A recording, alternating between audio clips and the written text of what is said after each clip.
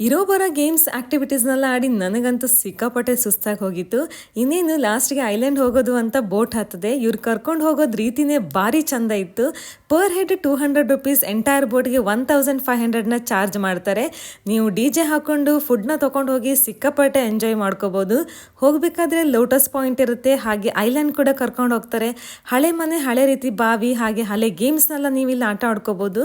ಫೋಟೋಶೂಟ್ಗಂತೂ ಇದು best place ಅಂತ ಹೇಳಿದರೆ ತಪ್ಪಾಗಲ್ಲ. ನಾನು ಕೂಡ ಸಿಕ್ಕಾಪಟ್ಟೆ ಎಂಜಾಯ್ ಮಾಡಿದೆ.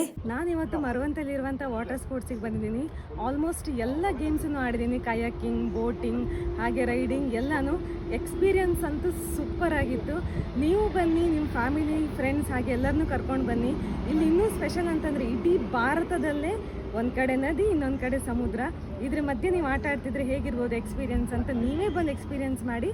ಹಾಗೆ ನನ್ನ ಚಾನಲ್ನ ತಪ್ಪದೆ ಸಬ್ಸ್ಕ್ರೈಬ್ ಮಾಡಿ. Thank you.